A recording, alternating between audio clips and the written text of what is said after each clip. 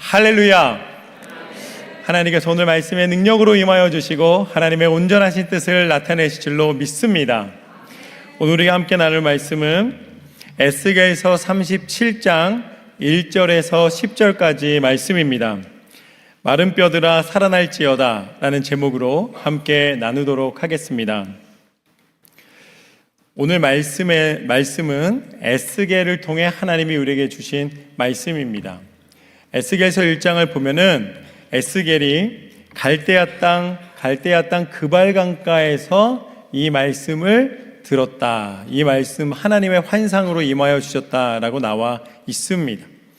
에스겔이 갈대아 땅, 그 바벨론 땅입니다. 지금으로 말하면은 그 메소포타미아 문명이 일어난 이라크 땅입니다. 그 땅에 특별히 그발 강가라는 것은 거기에 나 있는 그 유브라테스 강의 그 물을 끌어서 운하를 만들어서 이제 물을 사용할 수 있도록 관계 시설을 만들고 또 지나다닐 수 있도록 만드는 그 시설을 이야기합니다. 그런데 바벨론이 유다를 정복했기 때문에 그 당시에 이 제사장과 또 리더들과 또 백성들을 많이 포로로 잡아갔습니다. 그런데 어디로 잡아갔냐면 오늘 에스겔이 있는 바로 이 그발강가 유역으로 잡아갔습니다. 왜냐하면 그곳에서 그 공사를 할 때에 노동력으로 쓰기 위하여습니다.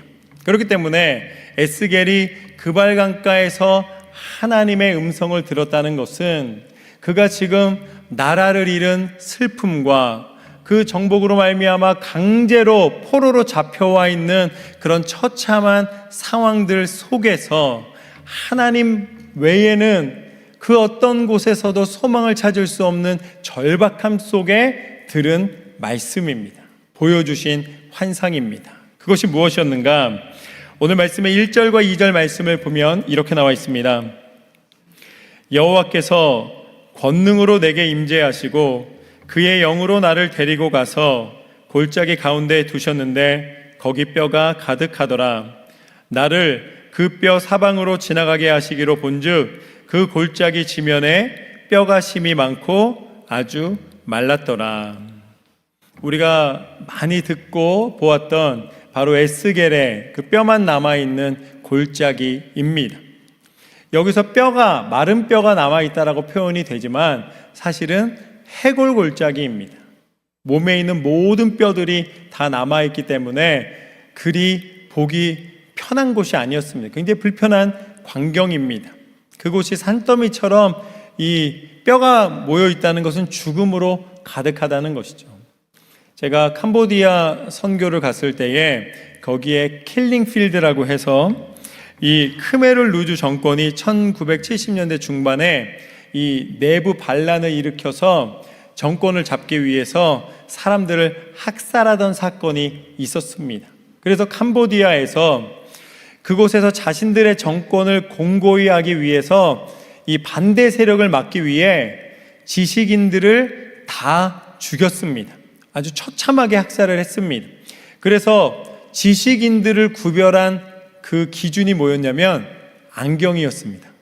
그래서 안경을 쓴 사람들은 책을 많이 읽었다고 여기고 다 죽인 거예요. 그래서 거기 가보면은 안경이 산더미처럼 쌓여 있는 곳이 있습니다. 그게 다 죽은 사람들인 것이죠. 그래서 이 지도자들과 대학 교수와 특별히 거기에 교회 목회자가 포함이 됐습니다. 저는 안경을 안 썼는데 목사님들이 안경을 많이 쓰시니까 안경을 썼다 하면 이 사람은 언제든지 반란을 일으킬 수 있는 지식이다. 그래서 다 죽이게 된 것이죠. 그래서 그들을 어느 정도까지 학살을 했냐면 이 사람을 한 사람 한 사람 데려다가 실험을 하는데 드릴로 머리를 뚫어서 깊이가 어디까지 들어갈 때까지 살아있는지를 실험을 했습니다. 그리고 또 감옥에서 처참하게 감옥에 가보면은 그 매트가 있는 것이 아니라 그냥 철망이 있습니다. 그 프레임에 철망이 있고 그 위에 눕혀놓고 때려서 피가 언제까지 쏟아질 때까지 살아있는지를 이 실험을 했습니다. 그 정도로 처참합니다. 그 감옥에 가보면 지금도 그 핏자국이 남아 있는 것이죠. 그렇게 이 내부 반란으로 내부 전쟁이 일어났을 때에도 그렇게 처참하게 킬링필드라고, 죽음의 땅이라고 칭할 정도로 그 뼈와 그 안경과 그 놓여있는 처참한 그 사진들을 보면서 아주 그 잔인함을 눈을 질끈 감게 되는데, 지금 이 에스겔이 서 있는 이 해골 골짜기, 이 뼈들로 가득한 골짜기라는 것은 바벨론에게 패배하여서 그냥 환상 속에 보이는 장면이 아니라 그 전쟁에 패배하고 처참함 속에 있는 유다 백성의 모습을 가리키고 있는 것입니다. 그 뼈를 보면서 에스겔은 그 마음속에 자신의 민족의 현실을 보며 슬퍼하지 않을 수가 없었습니다. 그렇게 스스로 괴로울 수밖에 없는 상황에 있는 에스겔에게 하나님이 물어보십니다. 하나님께서 그 영으로 그 골짜기에서 에스겔에게 물어보십니다. 뭐라고 물어보시는가? 인자야, 이 뼈들이 능히 살 수 있겠느냐? 에스겔아, 내 눈에 보이는 이 처참한 해골들이 다시 살아날 수 있겠느냐? 이 당시 에스겔은 30살 청년이었습니다. 젊은 날에 제사장으로 쓰임은 받았지만 그렇게 나라를 잃었고 포로로 나와 있기 때문에 그 젊은 날에 아무런 희망을 찾을 수 없는 상황에 놓여 있었습니다. 그러기에 하나님이 그 해골을 보면서 아마 자신의 처지를 생각했다면 이렇게 대답했을 것입니다. 하나님, 이미 이 죽은 지 오래된 뼈라 말라 있는데 이 뼈에게 무슨 소망이 있겠습니까? 이 뼈가 어떻게 살아날 수 있겠습니까? 라고 이야기를 해도 충분히 이해가 되는 상황이었습니다. 그런데 에스겔은 하나님 앞에 대답을 합니다. 주 여호와여, 주께서 아시나이다. 그는 상황을 원망하거나 부정하거나 그 뼈에 대하여서 바라보고 평가한 것이 아니라 하나님이 행하신다면 어떻게 하실 수 있습니까? 오히려 묻고 있는 그의 모습을 보게 됩니다. 이것이 오늘 말씀의 첫 번째 교훈입니다. 희망은 절망 속에서 하나님의 음성을 듣는 것이다. 희망은 절망 속에서 하나님의 음성을 듣는 것이다. 하나님이 이 뼈가 살아나겠느냐라고 물어보신 것은 하나님이 몰라서 물어보신 것이 아니라 에스겔의 심정을 대변해 주신 것입니다. 아니, 지금을 살아가고 있는 우리의 마음을 하나님이 너무나 잘 알고 계신 것이죠. 우리가 하는 질문이 있습니다. 우리 인생 가운데 끊임없이 하나님 앞에 기도할 때마다 묻는 것이 있습니다. 하나님, 내 삶이 너무 힘듭니다. 나는 왜 이렇게 살아야 될까요? 내 육체의 고통에서 벗어날 수 있겠습니까? 지금 내가 사랑하는 가족과 관계가 깨졌는데 너무나 괴롭고 도저히 회복될 기미가 보이지 않는데 하나님, 이 관계 속에 하나님의 치료가 있을 수 있겠습니까? 하나님, 내가 하는 일이 잘 될 줄 알았는데 그러기를 기대하고 시작했는데 너무나 힘겹고 지치고 상하고 이 상처난 심령을 다시 일어날 수 있겠습니까?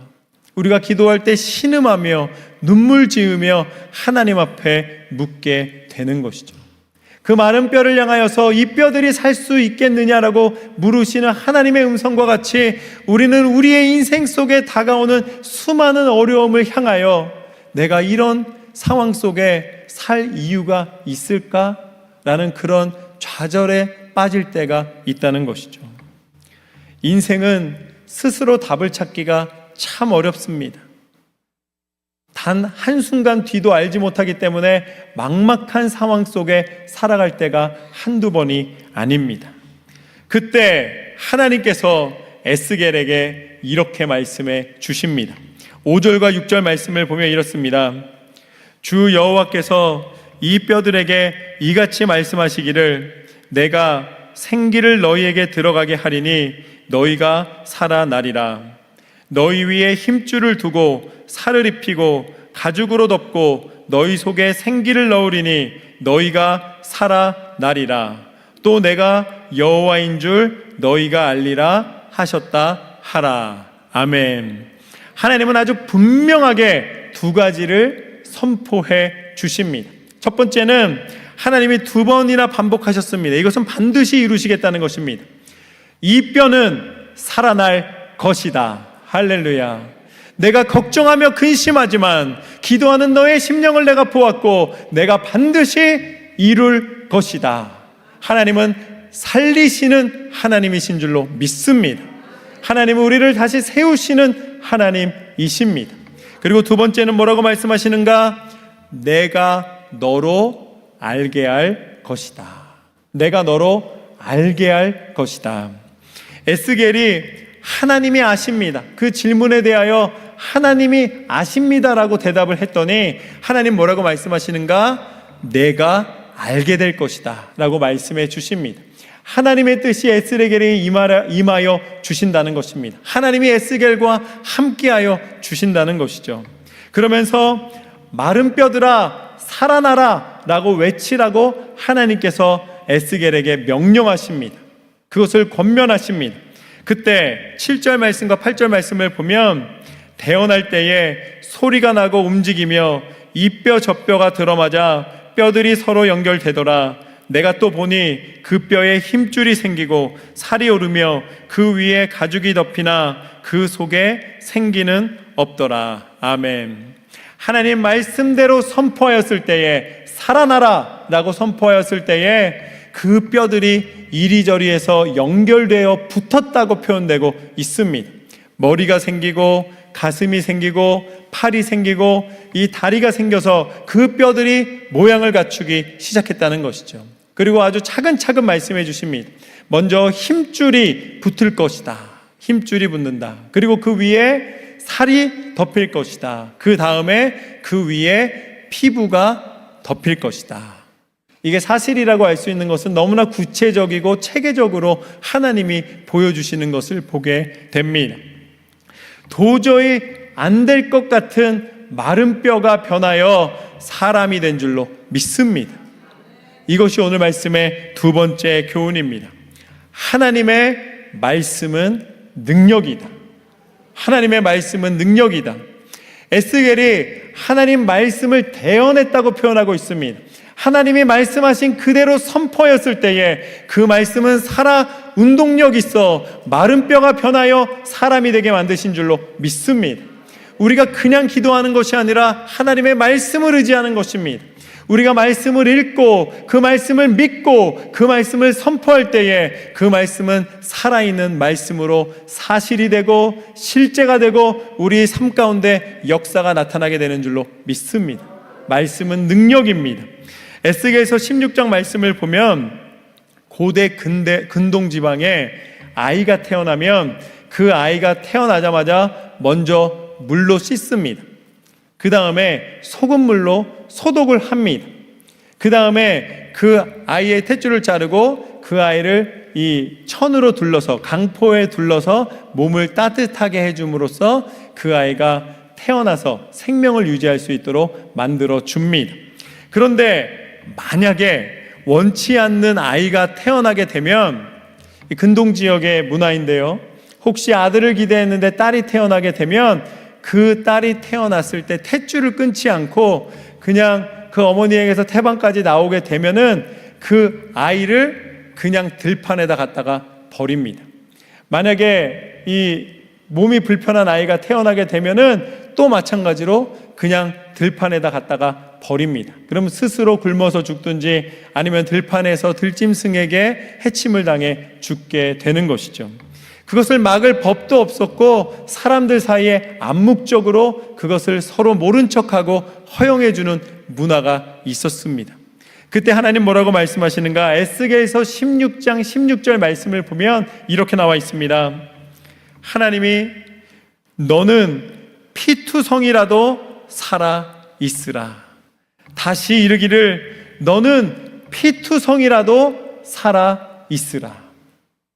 비록 너가 그 버려진 아이와 같이 그 생명을 스스로 살아갈 수 없는 그 존재로 들판 가운데 놓여 있다 할지라도, 내가 비록 부모에게 버림을 받고 이리저리 그 어느 곳에서도 생명을 살릴 수 있는, 생명을 살아날 수 있는 기회를 얻지도 못했다 할지라도 하나님은 끝까지 포기하지 않으시고 그 아이를 건지신다고 약속하여 주십니다. 핏덩이채라도 살아있으면 내가 너를 건질 것이다, 내가 너를 회복할 것이다, 하나님은 약속해 주십니다. 하나님은 그렇게 마치 그 피투성이의 아이와 같이 버려진 것 같이 그렇게 처참하게 무너져 있는 예루살렘 성을 향하여 말씀해 주십니다. 내가 너를 다시 사랑하여 내가 너를 다시 회복하여 내 품으로 안을 것이라. 너의 생명은 내가 너를 인도하고 내가 너를 보호하며 내가 너를 살릴 것이다. 하나님은 어떤 하나님이신가? 내가 믿음으로 돌아온다면, 내가 다시 하나님을 붙잡는다면, 내가 그 생명이 있는 날 동안에 단 한순간이라도 간절히 하나님을 찾았을 때에 하나님은 우리를 만나주시고 나를 끝까지 보호하여 주시고 나를 인도하여 주시는 하나님이신 줄로 믿습니다. 하나님은 나를 포기하지 않으시는 하나님이십니다. 하나님의 말씀을 붙잡고 그 말씀의 능력을 의지하여 나오는 자에게 하나님은 반드시 생명 가운데 인도하시는 하나님이십니다. 하나님의 사랑은 우리를 끝까지 인도하여 주신다고 약속해 주십니다. 그 어느 정도인가? 하나님은 우리를 어디까지 사랑하시는가? 우리가 하나님에게 닿을 수는 없기 때문에 하나님께서는 오히려 우리 가운데 친히 찾아와 주셨습니다. 우리를 만드신 창조주이신 하나님이 우리와 똑같은 육신을 입고 이 땅 가운데 오신 것입니다. 그리고 우리가 죽어야 되는, 죄로 말미암아 무너질 수밖에 없는 우리의 인생에 오히려 예수 그리스도께서 이 땅 가운데 오시사 우리를 대신하여 십자가를 지심으로 우리를 살리시기까지 우리를 포기하지 않으신 하나님이신 줄로 믿습니다. 하나님의 약속의 말씀은 우리에게 반드시 이루어지신다는 것을 예수 그리스도를 통하여 보여주셨습니다. 그리고 지금도 예수 그리스도의 이름으로 기도할 때에 하나님은 그 가운데 친히 임하여 주시는 하나님이신 줄로 믿습니다. 그래서 우리에게 중요한 것이 있습니다. 그것은 무엇인가? 9절과 10절 말씀을 보면 이렇게 나와 있습니다. 또 내게 이르시되 인자야 너는 생기를 향하여 대언하라. 생기에게 대언하여 이르기를 주 여호와께서 이같이 말씀하시기를 생기야 사방에서부터 와서 이 죽음을 당한 자에게 불어서 살아나게 하라 하셨다 하라. 이에 내가 그 명령대로 대언하였더니 생기가 그에게로 들어가매 그들이 곧 살아나서 일어나 서는데 극히 큰 군대더라. 할렐루야. 하나님의 말씀대로 대언하여 선포하였더니 이제 두 번째로 생기야 들어오라 선포하였더니 하나님의 그 생기가 그 사람에게 들어가서 그들이 큰 무리에서 큰 군대로, 살아있는 군대로 변하는 모습을 보게 됩니다. 이것이 시체처럼 누워있던 사람이 하나님의 생기로 다시 살아나게 되고 하나님의 능력의 군대가 되게 하시고 그 군대는 바로 하나님의 승리를 상징합니다. 하나님의 생기가 임하였을 때에 그 생기로 말미암아 하나님의 승리가 당신의 백성에게 허락되는 줄로 믿습니다. 우리는 하나님의 군대로 세움을 받았습니다. 하나님이 에스겔을 통해 이제 유다 땅을 다시 예루살렘을 회복시키시겠다 약속하시고 그곳에 승리를 허락하신다고 환상을 통해 말씀하셨다면 이 생기가 오늘을 살아가고 있는 우리에게는 무엇인가? 요한복음 20장 말씀을 보면은 예수님이 하늘의 평강을 선포하시면서 이렇게 말씀하십니다. 이 말씀을 하시고 그들을 향하사 숨을 내쉬며 이르시되 성령을 받으라. 할렐루야. 하나님의 호흡, 하나님의 이 생기는 무엇이냐? 바로 하나님의 영, 성령을 우리 가운데 부어 주시는 것입니다. 성령이 우리 가운데 임하였을 때에 죽은 것 같은 인생이 다시 세워져 하나님의 승리를 선포하는 군대가 되는 줄로 믿습니다. 우리를 다시 살리신다고 약속해 주셨습니다. 이것이 오늘 말씀의 세 번째 교훈입니다. 성령 충만함으로 기도할 때 하나님이 반드시 응답해 주신다. 할렐루야. 성령 충만함으로 기도할 때 하나님이 반드시 응답해 주신다. 오늘 말씀해 보면 생기가 사방으로부터 들어왔다라고 표현하고 있습니다. 우리가 하나님의 성령을 구하며 성령께서 우리 안에 임하셔서 우리가 성령 충만함을 입으면 어떻게 되는가? 우리 안에 믿음이 굳건해집니다. 작은 일에 흔들리지 않게 됩니다. 우리가 기도를 깊이 하게 됩니다. 때를 얻든지 못 얻든지 하나님 앞에 매달리며 하나님을 의지하며 기도하며 살아가게 되는 것이죠. 하나님의 말씀의 능력을 믿음으로 그 능력을 선포하는 일에 부끄러워하거나 주저하지 않습니다. 담대히 누구를 만나든지 하나님의 말씀을 의지하여 하나님 말씀대로 이루어짐을 선포하며 살아가게 됩니다. 하나님이 우리 가운데 담대함과 용기를 주셔서 그 영혼을 사랑함으로 그 영혼이 죽어가는 것을 바라보지 못하고 그에게 가서 예수 그리스도의 생명의 복음을 증거할 수밖에 없게 됩니다. 그것이 언제 일어나는 일인가?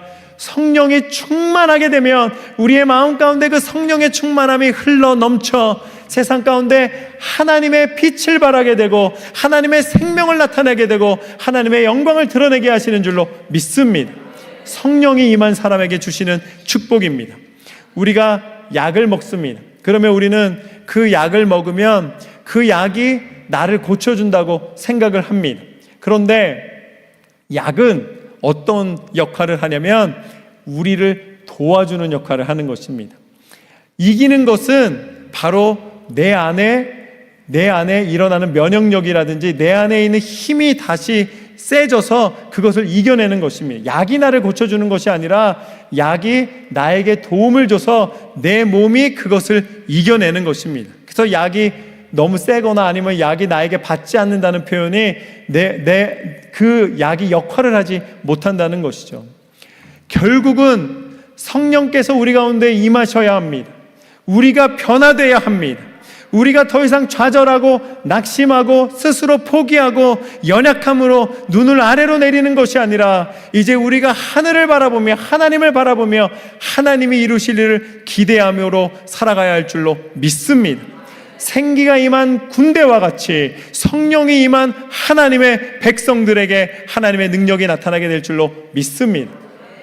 여러분에게 승리를 허락하여 주시는 하나님, 그 하나님을 의지함으로 날마다 승리하시기를 주님의 이름으로 축원합니다. 오늘 마른 뼈와 같이 연약함 속에 있던 우리에게 하나님은 에스겔을 통하여 성령 충만함으로 다시 살아남을 선포해 주십니다. 그 첫 번째가 무엇입니까? 희망은 절망 속에서 하나님의 음성을 듣는 것이다.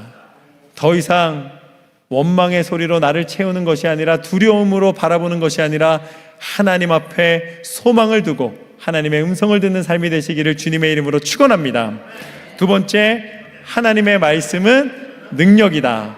그 들은 음성이 내 삶의 현장 속에 능력으로 증거되게 하실 줄로 믿습니다. 마지막으로 성령 충만함으로 기도할 때 하나님이 반드시 응답하신다. 여러분의 기도를 받으실 뿐만 아니라 응답하시는 하나님을 믿고 날마다 승리하시기를 주님의 이름으로 축원합니다.